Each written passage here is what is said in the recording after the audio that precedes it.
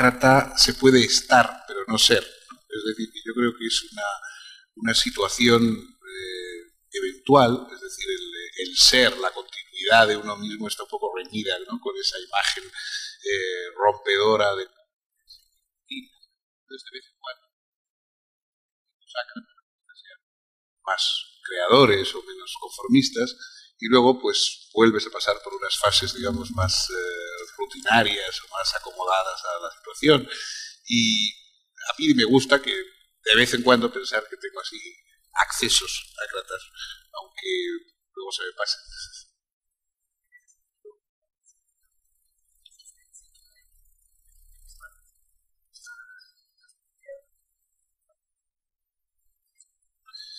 Hombre, bueno, es que son muy distintos, porque en el fondo lo primero que hay que ver es, digamos, contra qué tipo de leyes o de disposiciones son las rebeliones, ¿no? En fin, en este momento, pues por ejemplo, no sé, ha habido movimientos de rebelión en Gran Bretaña contra la abolición de la pena de muerte, ¿no? Para volver a imponerla por los últimos acontecimientos. Claro, no, ese tipo de rebeliones no me parecen en sí mismos adecuadas, ¿no? No hay que olvidar que, sobre todo, Hitler era un revolucionario también. Entonces, primero hay que pensar contra qué se rebelan y cuál es digamos, el alcance de la revolución, si se está rebelando contra algo injusto, contra una explotación innecesaria, contra un autoritarismo tiránico. De una forma se está comprometiendo cosas valiosas que están asentadas afortunadamente, ¿no? Entonces, eso depende un poco de cada ocasión.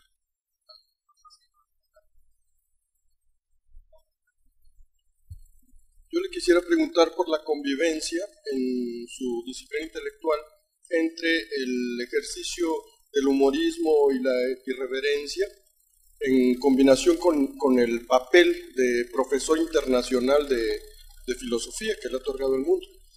Bueno, eso, yo supongo que la dimensión del humor o de la irreverencia, como usted dice, pues ya es un poco caracterológica, ¿no? Depende del carácter de cada cual. Yo supongo que soy un poco ganso, como dicen en mi tierra, un poco tiendo al humor, tiendo a la broma, ¿no? Hace muchos años leí una frase de Bernard Shaw que decía: toda tarea intelectual es una tarea humorística, ¿no? Y siempre me ha parecido que efectivamente no es cierto que todas las personas serias sean asnos, pero todos los asnos que he conocido eran serios, ¿no?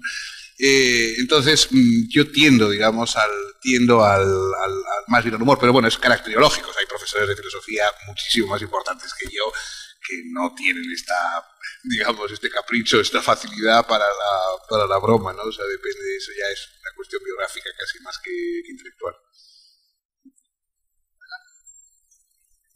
¿Te presentas, por favor?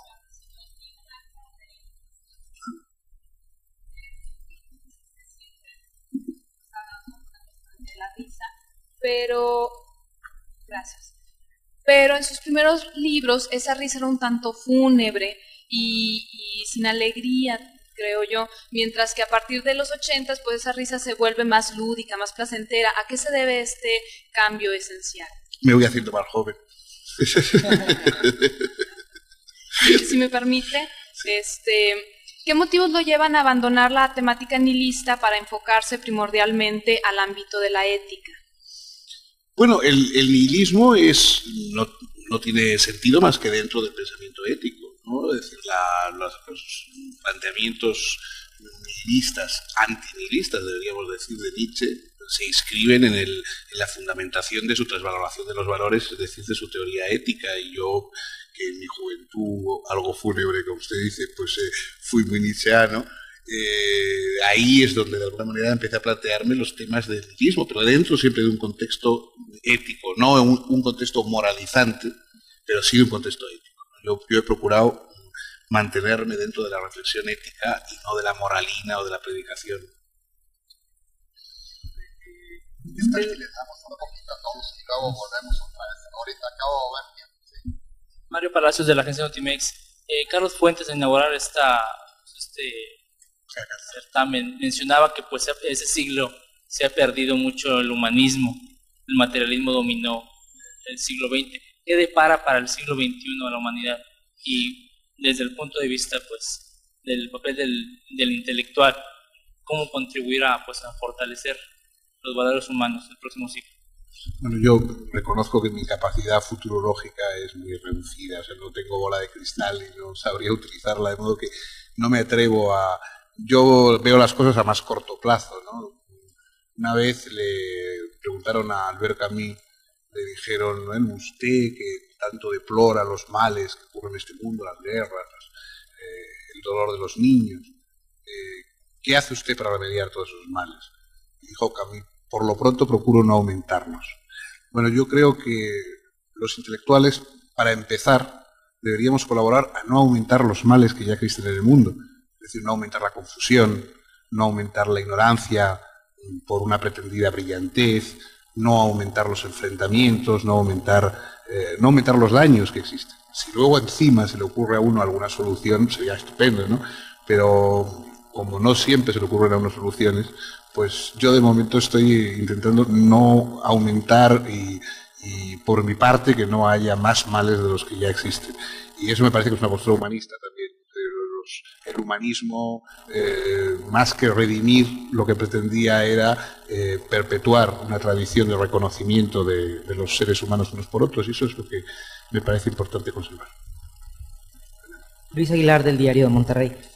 Maestro, si es necesario replantear la ética, ¿qué tan urgente sería y cómo hacerlo? Replantear la ética en un mundo donde la ciencia y la tecnología parece rebasando a la ética, porque ahora, no sé, un hombre puede al menos físicamente ser mujer, puede haber dos seres iguales, clonados. ¿Cómo enfrentar estas transformaciones desde el punto de vista ético? Bueno, esos son problemas sobre los que la ética versa, es decir, la ética versa sobre las cuestiones de la vida. La ética no tiene un juego de preguntas ya predeterminado para todos los siglos. Aristóteles en la Ética Nicómaco no habla de la clonación, por ejemplo, pues porque en su época no era factible. Es decir, que los avances de la técnica, lo mismo que los desarrollos históricos de cualquier orden, van abriendo nuevos campos a la reflexión ética. No es que haya que fundar una ética nueva cada día que pasa, porque cada día ocurren cosas nuevas desde hace muchos siglos. Lo que hay que hacer es tocar desde unos principios más o menos inamovibles, o por lo menos más o menos establecidos, campos nuevos. Entonces, ver cómo, con los principios que tenemos desde hace tiempo, podemos afrontar situaciones que efectivamente son nuevas, son distintas, ¿no? Esa es la dificultad. No se trata de inventar una ética nueva de acuerdo con cada nuevo hallazgo científico, por ejemplo, tecnológico, porque eso convertiría la ética, digamos, en una especie de jadeante perseguidora de las verdades científicas. ¿No? Eso. Yo quisiera preguntarle, Socorro Alonso, detrás de la noticia. ¿Te puede presentar? Socorro Alonso, detrás de la noticia de Televisa Radio. Yo le quisiera preguntar en relación sobre esta misma ética, ¿cómo la percibe en relación a la guerra en Kosovo? La defensa, supuesta defensa de las personas, de los kosovares contra Milosevic, pero matándolos, ¿no? ¿Cómo lo ha visto ahora y sobre todo en las acciones que se dieron recientemente, la liberación de las 3 norteamericanos? Bueno, primero yo diría que la ética tiene una relación con la dirección de la conducta personal, es decir, con la búsqueda de la excelencia y del sentido de la libertad personal. Y luego está la política, ¿no? La política es lo que es la reflexión sobre los valores comunes y la conciliación entre unos países y otros, etcétera. Entonces, lo que usted plantea no es un problema ético, son problemas políticos, ¿no? Yo creo que la política tiene su propio campo de valores y de reflexión. Efectivamente, bueno, lo que usted plantea, pues es verdad que es una parte de la perplejidad. Es decir, yo creo que, por una parte, si la OTAN no hubiera intervenido, si le hubiera hecho reproches de dejar que Milosevic continuara la limpieza étnica. Por otra parte, la forma de intervenir pues ha traído, digamos, muchos males, quizá para personas que no tienen ninguna responsabilidad en esa limpieza étnica. Y como en otras ocasiones, pues las circunstancias son complejas. Yo creo que siempre que existe una guerra, el primer deseo es detenerla cuanto antes, ¿no? Ahora, por otra parte, también hay que pensar, o quizá habría que recabar la opinión de los kosovares, ¿no? De si, por ejemplo, ellos están más o menos, a pesar de los sufrimientos que están pasando, lamentan la intervención, o más bien lo que desean es que cuanto antes se acabe con Milosevic para que pueda volver a su casa, ¿no? Yo creo que en fin, hay muchas opiniones. No creo que uno pueda juzgar desde fuera. Yo tengo mucho miedo a opiniones que solo he leído en los periódicos, o eso, pues tener ya una opinión mejor que las personas que lo están viviendo en su propia carne. Yo tengo dos preguntas que son las últimas que voy a hacerle para que puedan preguntarle a los demás. Una se refiere, usted introdujo en castellano a Georges Bataille. Sus textos son las traducciones suyas, los de Taurus. ¿Qué tuvo que ver el trabajo sobre la experiencia interior, por ejemplo, para la formulación de la ética como amor propio? Esa es la primera pregunta. Y la segunda es, en España, usted y Escotados han sido dos filósofos que han hablado sobre el asunto de las drogas y la cuestión del narcotráfico. En nuestros países es una herejía hablar de la droga. Usted alguna vez mencionó que más valía fumarse un porro que aburrirse un domingo o algo así, ¿no? ¿Cómo percibe usted la posibilidad de que la discusión sobre las drogas se extendiera a otros países en donde no se ha dado, como en España, por ejemplo, que sí, acá no? Bueno, Bataille, yo efectivamente lo traduje. En principio, la verdad es que lo traduje por razones meramente alimenticias, ¿no? Yo era muy joven, me acababan de expulsar de la universidad en la época de Franco y tenía que ganarme la vida, entonces tuve que hacer muchas traducciones y algunas las propuse yo, como en el caso de Cioran, y otras me vinieron propuestas, como en el caso de Bataille, ¿no?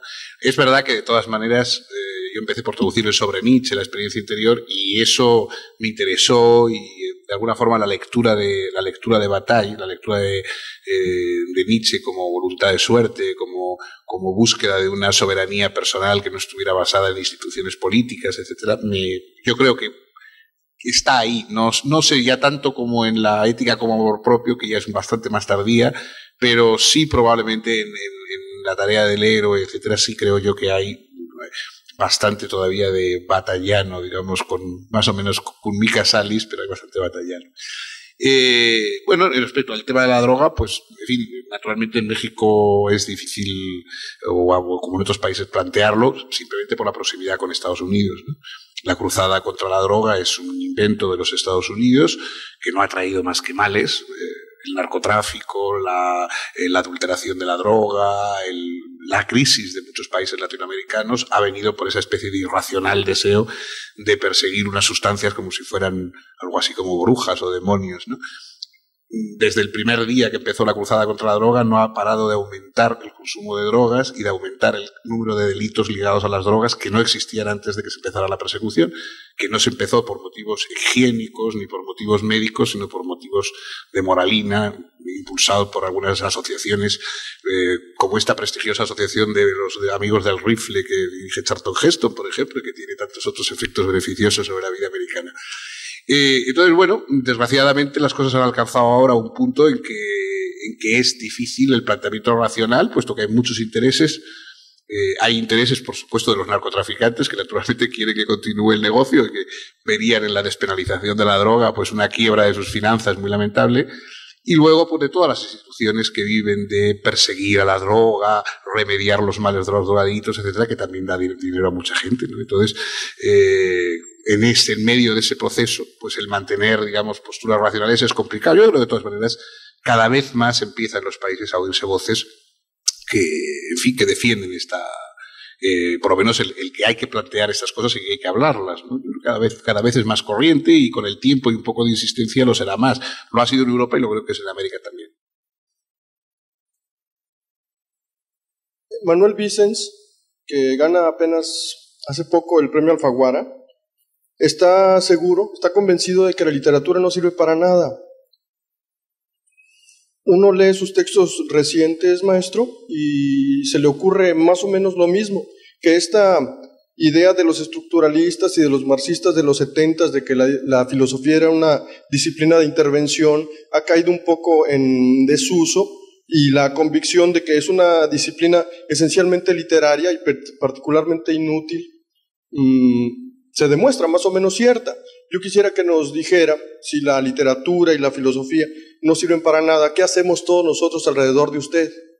Bueno, primero, yo creo que la literatura sirve para muchas cosas. A Manuel Vicent, por ejemplo, le ha servido para ganar el premio Alfaguara, de modo que no se puede decir que la literatura no sirva para nada. Luego, que una cosa sea literaria no quiere decir que sea inútil, ¿no? Las puestas de sol, por ejemplo, son muy bonitas y no son inútiles. Sería absurdo reprochar que la naturaleza pierda el tiempo produciendo flores o puestas de sol o cascadas porque no sirven prácticamente para nada. La creación de la belleza, la creación de la reflexión, profundizan en nuestra humanidad. Tampoco los seres humanos servimos para nada. Es decir, yo no creo que tengamos ninguna utilidad especial y solamente las personas que tratan de explotar a los seres humanos les buscan utilidad. Entonces, la labor de la literatura, como de la filosofía, es defender la ingenuidad del hombre, es decir, el hecho de haber nacido ingenuos, de haber nacido libres y no de haber nacido siervos de nadie, que es la concepción utilitarista de creer que todos los seres humanos y por lo tanto todas las actividades humanas tienen que tener un rédito práctico y tal inmediato, ¿no? Que es una idea muy taylorista, que muy de acuerdo con el pensamiento actual. Aprovechando que tengo el micrófono otra vez, continuando con el tema que yo le planteaba, ¿cómo saber que Estados Unidos realmente está encabezando esta guerra o que la inició? Por lo que dice y no por lograr un poderío, por seguir ampliando su poderío y mostrarle al mundo quién es Estados Unidos. No sé, lo importante no son los... Yo no creo que los países tengan móviles muy altruistas, ¿no? Es decir, creo que hay guerras justificadas, pero no creo que haya guerras santas ni guerras humanitarias, ¿no? De modo que probablemente hay razones... Por ejemplo, razones de la propia viabilidad de la OTAN. Si la OTAN, que es una organización que tiene una base, digamos, militar, se pasa la vida amenazando a determinados dictadores con que si no cumplen unas determinadas leyes va a intervenir y no interviene jamás, pues pronto todo el mundo dejará de tenerle respeto, ¿no? Lo mismo que ocurre pues en los países en que a los políticos que cometen un robo no se los lleva a la cárcel pues porque tienen un estatus determinado, o sea, cuando se ve que las leyes están funcionando en el vacío porque nadie las decide cumplir, pues dejan de ser tomadas en serio. Si a una persona que parece que ha transgredido, digamos, unos principios internacionales bastante serios como es Milosevic, no se puede hacer más que simplemente regañarle y decirle que nos parece muy feo lo que está haciendo, pues parece que la OTAN para eso no ya basta con el Papa, ¿no? O con alguna otra instancia de este tipo. Entonces, si realmente se quiere que de alguna se tome en serio a ciertas instituciones, supongo que habrá que intervenir. Lo que no sé es si los daños de esa intervención o la torpeza, digamos, de la organización práctica de la intervención compensarán el prestigio que se puede asentar con la intervención misma. Eso ya es muy difícil de determinar hasta que veamos qué pasa.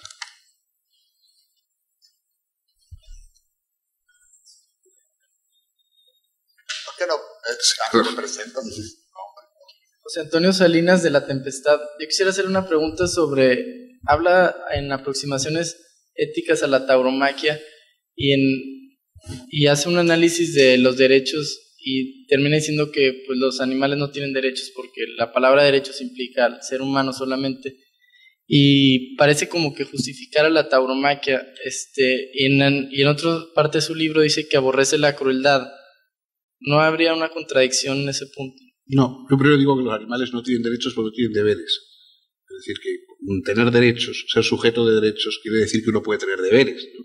Entonces, afortunadamente para ellos, los animales no tienen derechos porque no tienen deberes, ¿no? No tienen por qué cumplir ningún tipo de deber respecto a nosotros y por lo tanto tampoco tienen derechos de ningún orden. Ahora, es verdad que la crueldad puede repugnar a la persona en todos los campos. Es decir, hay una cosa que no es estrictamente la ética de los derechos, que se llama la piedad. Y la piedad funciona incluso con seres menos animados que los animales, ¿no? Uno puede tener, por ejemplo, piedad respecto a fenómenos naturales, a bosques o a otro tipo digamos, de esferas del hábitat humano y extender la piedad a ellos. Entonces, yo entiendo muy bien.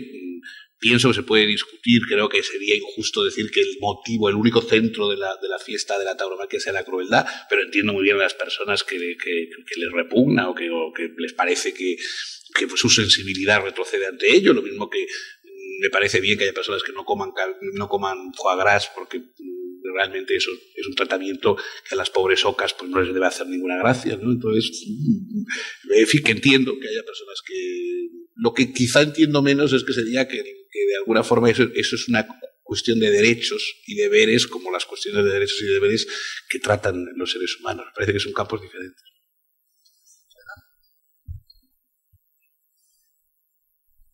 Mi nombre es Rubén Solís, soy estudiante de Ingeniería Física. ¿Cuál es, si en Alemania nos ha dado el racionalismo, hablando un poco acerca de metafísica, y espero que no resulte anacrónica mi pregunta, y los ingleses nos han dado el empirismo, ¿España qué aporta en el debate actual de la filosofía?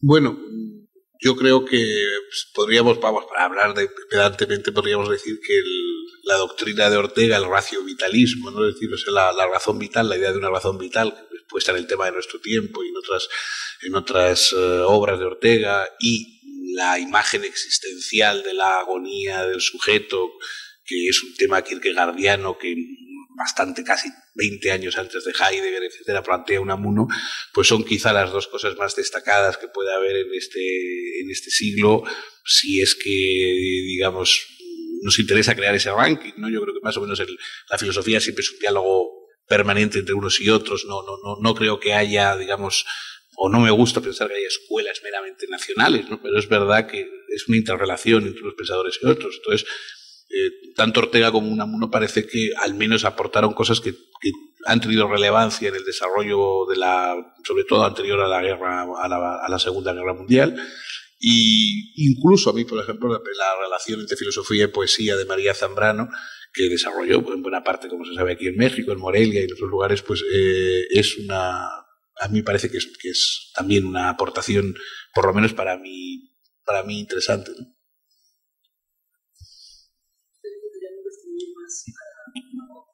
No, por favor, ya es más grande que yo. Para que se puedan... Fue la ética y la política. ¿Nos quedaremos esperando la estética o está inmiscuida en ambos? Ya, eso lo tendrá que escribir él. Ya Amador va a cumplir 25 años, es mucho más grande y sabe muchas más cosas que yo, y yo estoy esperando que haga algo así como estética para mi padre o algo por el estilo. La izquierda en Europa cobró fuerza con esto que llaman la tercera vía. ¿Es una izquierda renovada? ¿Cómo percibe eso? Pues yo la verdad es que empecé a leer un poco el libro de Anthony Giddens de la tercera vía y bueno, me resultó un poco aburrido, ¿no? Un poco light. Es decir, no sé, en fin, era un intento de buscar siempre una equidistancia entre todos los males que no me parecía más, digamos, hábil como proceso teórico, es decir, para hacer una cosa que contentara un poco a unos y a otros, pero no lo veo yo como una solución. No, me parece que le falta un poco de nervio como propuesta política capaz de resolver las cosas, pero en fin, ahora está teniendo mucho éxito y habrá que ver si alguien saca algo positivo de ahí. Maestro, se habla mucho, y el Tecnológico inició la cátedra precisamente con esa intención, del humanismo, de la solidaridad humana. No lo veo cerca. El mundo se está destrozando por la economía, por la política. ¿A dónde podemos ir? Bueno, desde luego, si el mundo se está destrozando, muchos más sitios aparte del mundo no tenemos para ir, de modo que me temo que tendremos que resignarnos a quedarnos más o menos destrozados aquí. Pero yo me gustaría saber, ¿tú, por ejemplo, crees que ha habido grandes épocas en que no ha habido estas cosas? Es decir, épocas en que no ha habido guerras, épocas en que no ha predominado el materialismo, épocas en que los hombres se han amado unos a otros y se han ayudado y auxiliado y han protegido a los pobres y han extendido la educación.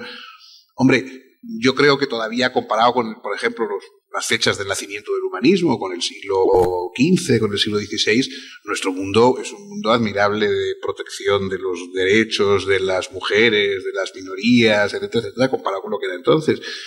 Entonces, no sé, no sé a dónde iremos, pero sé de dónde venimos y no venimos de cosas mucho peores de las que tenemos ahora, ¿no?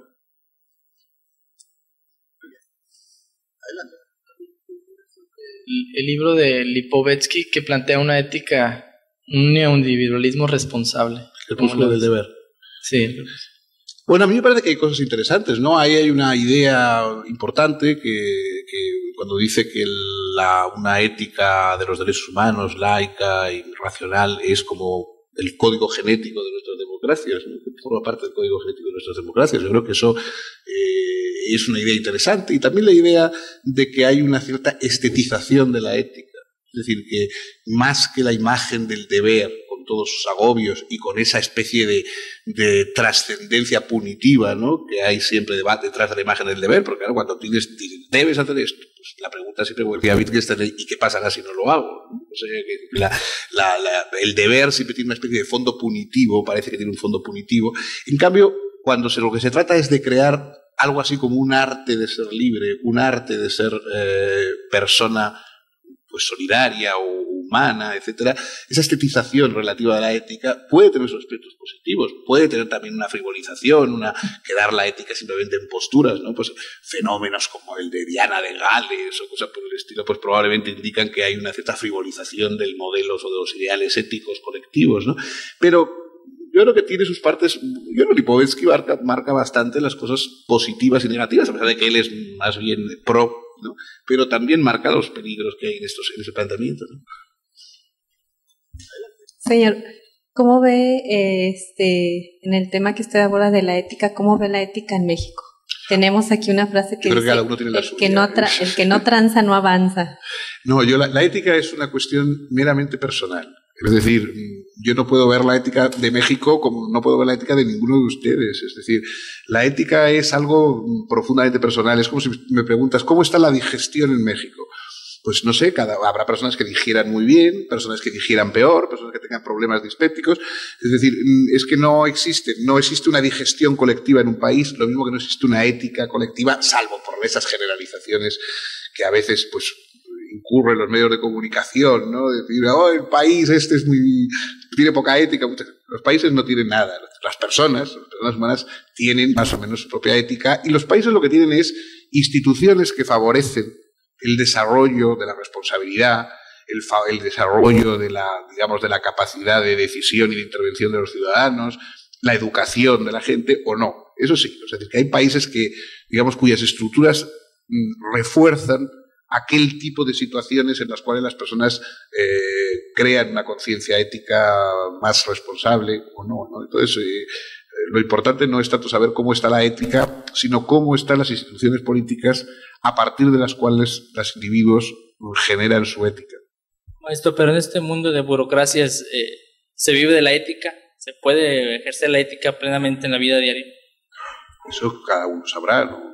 La ética no es más que una reflexión que cada uno hace su libertad. Es decir, no, los seres humanos tienen que reflexionar éticamente lo mismo que tienen que respirar o tienen que comer. Yo creo que la mayoría de las madres crían a sus hijos sin maltratarlos, la mayoría de los comerciantes no roban a sus vecinos, la mayoría de las personas cumplen con sus obligaciones de modo más o menos adecuado, porque si no la vida colectiva sería imposible. Es decir, si la mayoría de las personas, el 99% de las personas, sea por miedo a las leyes o por rutina o por falta de imaginación, no nos comportáramos éticamente, la sociedad no duraría ni 5 minutos. En los casos de violaciones terribles, asesinatos, etcétera, pues esos son muy escasos dentro del conjunto de la sociedad humana. Y luego, respecto a otro tipo de faltas, es decir, que respecto a que las personas estamos muchas veces por debajo de nuestro ideal de excelencia y traicionamos nuestros proyectos, bueno, pues eso a todos nos pasa, pero esa es la ética. La ética es darse cuenta de eso. La ética no es portarse bien, es darse cuenta de cómo se está portando uno, nada más.